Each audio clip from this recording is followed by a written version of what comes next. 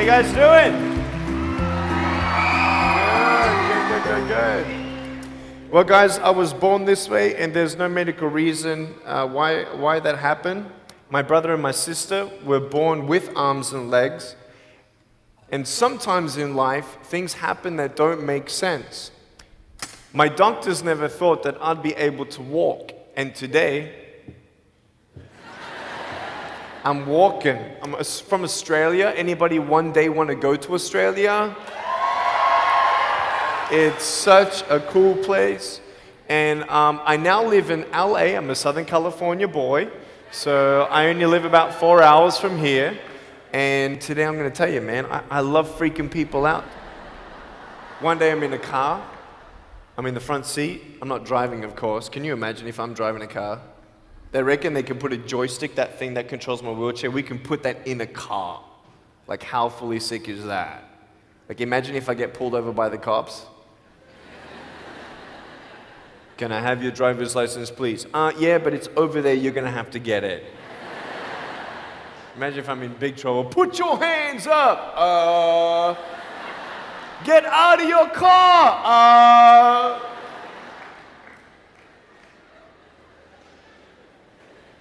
So I'm in the front passenger seat, we're at the traffic lights, and this car comes up next to us, and this girl's looking at me. And I'm looking at her, she's looking at me, I'm looking at her, she's looking at me, I'm looking at her. All she sees is my head, right? She has no idea that I have no arms, no legs. So I'm thinking, cool. I'm gonna freak you out.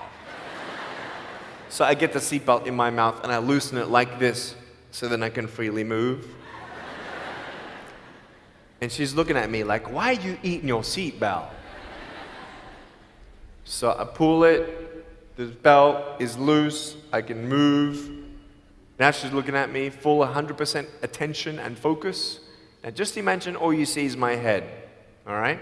You might want to put up your hand up to your face to cut off the rest of my body, all right? So you can really see the effect. So just, that's it, exactly. Here we go, ready? I just did this.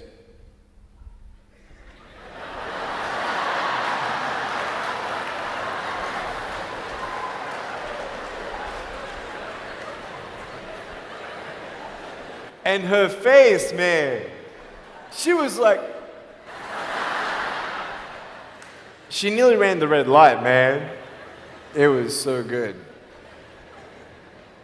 My parents always said, Nick, you don't know what you can achieve until you try it. And the doctors looked at me and said, he's not going to walk, he's not going to go to school, he's not going to do anything in his life. And then my parents, they just loved me like crazy and said, you got to try. Try this, try that, try this, try that. And I'm thinking sometimes like, Mom and Dad, you're crazy, man. I have no arms, no legs. How would I ever be able to do this or do that? But they encouraged me and they loved me. And as human beings, we're waiting for stuff like that. We all want love. Everybody say, love. Very good. We all want love. And, I went to school and I wanted to be cool, You go to school and you want to be accepted, And so you see these guys and you're like, oh, man, Everyone swears like every third sentence, F this and F that and F and this and F. Like what? Like they think they're cool, And so I'm thinking, man, maybe I need to be like them to be cool. And then you compare each other with how we look, and I wish I was smarter, I wish I was taller, I wish I was shorter, I wish I was more popular, I wish I did this, I wish I didn't have that. I wish my life was different. That was me when I was about 8 years old. I looked at myself and I looked at everybody else, and everyone else had more than me. And I'm asking, why? Why me? Have you ever asked the why me questions, but get nowhere? If I had no answers from the doctors, and if I had no answers from my parents, I still have a choice every day in my life to keep going or give up. You see this book up here? This is my favorite book in the whole wide world. This is my favorite book, the Bible. And here I am.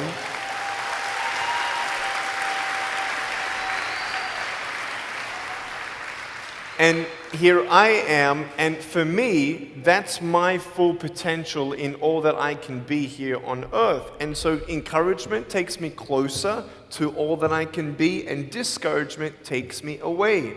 You see, it only takes 3 seconds for someone to tease me when I was at school and just say, you're ugly. You can't do this and you can't do that. And some of you thinking like, man, seriously? You had kids picking on you? Like, how heartless are those kids? Picking on me with no limbs, like, you would probably say, well, I'm not that bad. I wouldn't pick on a kid with no limbs. But why would you pick on anyone? Well, because it's fun. It's just culture. Okay, we'll get to that. But for me facing all that stuff, I'm getting these seeds. Everybody say seeds. S-E-E-D-S, seeds. Have you seen the pictures of the sequoia reds up here in California? These huge trees. Like some of the trunks could be as nearly big as this room. I've seen those photos where they've actually dug out a tunnel in a trunk of a tree. You can drive a full-size SUV right through it. That all started with a little seed. If you leave a seed of lies in your heart and in your mind and you don't know the truth, if you don't know the truth, you will die with the lie. I started dying because I started believing what I was told. I want you to know the 3 things that I needed to come to in my life is the truth of my value, the truth of my purpose, and the truth of my destiny. I want you to know something. In our mind, we put ourselves down all the time. I want to ask you today, do you think I'm cool enough to be your friend? But I don't swear, I don't use the F-bomb. Am I still cool enough to be your friend? But I don't tease people. Am I still cool enough to be your friend? But I have no arms, no legs. Seriously.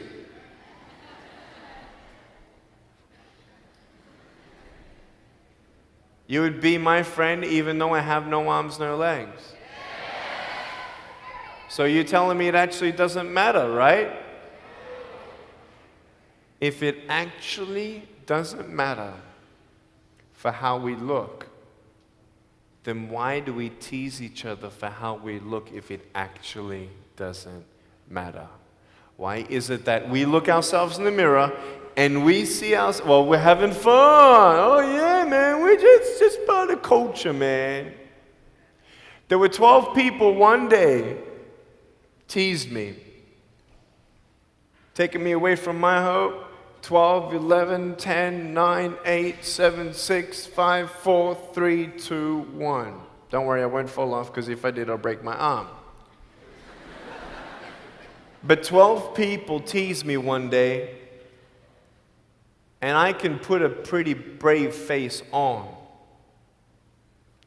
but cry on the inside. For real. Oh, it doesn't hurt. Yeah, it hurts. There was this one bully. I became his target for 3 weeks.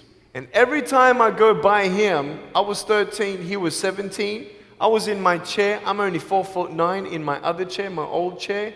He's like 6 something, so he's huge, right? So I'm looking up at him, and every time I go by him, he's like, hey, there's Nick. He has no... And you can imagine what he said. And I'm like, what's his problem, man?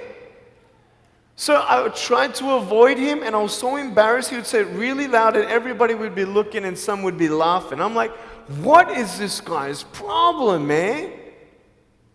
So one day, after 3 weeks, I went up to him, and I said, hey. He's like, hey. I said, can you please stop it? He said, stop what? I said, stop teasing me. He said, what are you talking about? I said, every time I walk by, you say that stuff. He's like, what stuff? He didn't know how to take me on. So I'm looking at him and said, nah, man. Every time I walk by, you say exactly this, and I want you to stop. I forgive you, but stop it. He's like, oh, is that hurting you?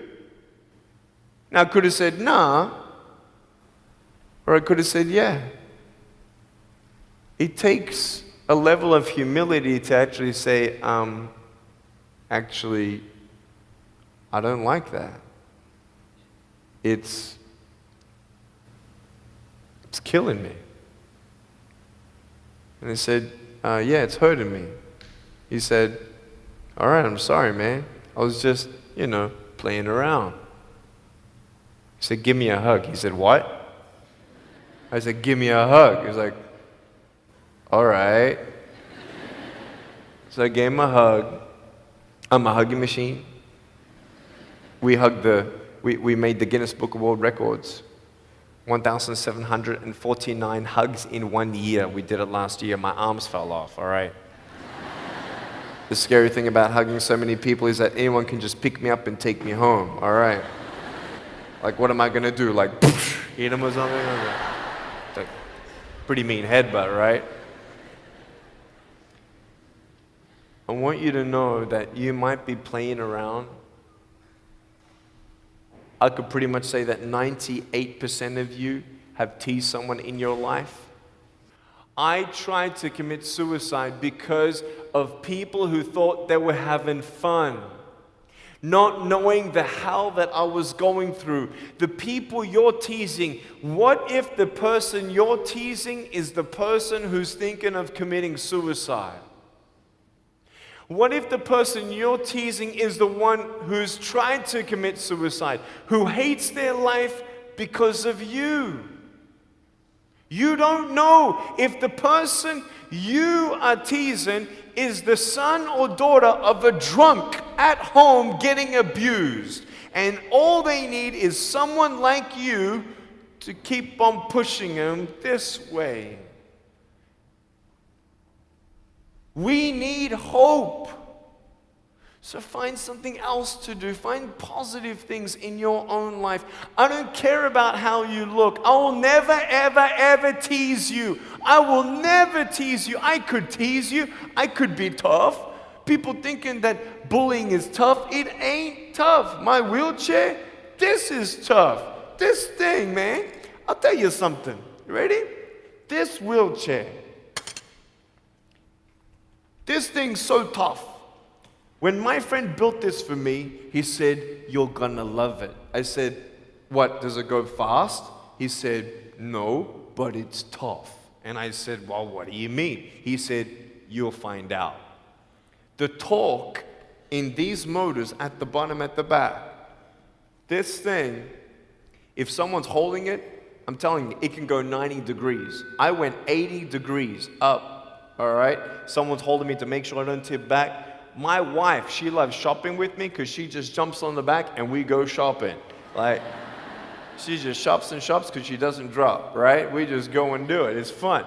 Now, what I tried one day to do, you'll never believe me, maybe you will, just know that every word that comes out of my mouth is not an exaggeration. One day, I needed to move a car. So I got my wife to put my car, my 66 Chevelle, in neutral. It's a 2.5-ton car, and I backed it back with this thing. Just like this, like nothing. This thing is tough. Guess what? The definition of tough means it's strong. To show your strength, you need to do something that's difficult. I would sound so stupid if I said, hey guys, I got a Matchbox car one day and I got some fishing line and I towed that Matchbox car all around all day. How tough is my BMW? That's stupid. That's the same thing with bullying. You think you're tough? You're trying to show your strength? That's not your strength. Let me come back in 10 years and let me get your anyone have a 3-year-old nephew? Anybody have a 3-year-old nephew? Cool, put your hands down. I will get any one of your 3-year-old nephews, bring them tomorrow night at where I'm speaking, and we're gonna put him up on stage and let me show you how tough I am. We'll get your 3-year-old nephew and we'll put him up here on the table and let me tease him. Let me show you how tough I am. That's what you are. I could pick on you, you biggest bullies. I could pick on anything you like. Any singer, Any music that you like, I could tease you. I could tease your family. I could tease your friends. I could tease about the movies that you think are really cool. I could tease anything about you. I could tease you about your nose, your eyes, your teeth, your chin, your hair, your ears, your elbows, your knees, your whatever, man. I can tease you about anything. It ain't hard, just like you can tease me. You want to know what tough is? Go to the people you teased and say sorry. You want to know what tough is? Go up to the people who still tease you and say, hey, stop it. I forgive you, but please stop it. That's tough. I want you to know something, the truth of who you are. I don't care what job you get. I don't care. I don't care how smart you are, everyone. I don't care. I don't care. I love you and I believe in you. I don't care if you end up being a janitor in this school. I'll tell you why. Because the janitor in my high school inspired me to be a speaker. He changed my life. He said, you should be a speaker. You know what I said? You're crazy. He said, no, really, you need to be a speaker. I said, stop it, man. 4 months later, he twisted my arm, and I said, yes. I spoke in front of 10 people, then another 10, then another 10, then I found myself in front of 300 sophomore students. And 3 minutes into my speech, half the girls were crying, and one girl in the middle of the room started weeping, and she put up her hand and she said, I'm so sorry, can I come up there and give you a hug? And in front of everybody, she came up and she hugged me and she cried on my shoulder and she whispered in this ear, thank you, thank you, thank you. No one's ever told me that they love me. No one's ever told me that I'm beautiful the way that I am. It was because my parents told me that I was beautiful that I'm still here. Some of you don't have those parents, and that's why I'm here. I love you, and you're beautiful just the way you are. Never, ever give up.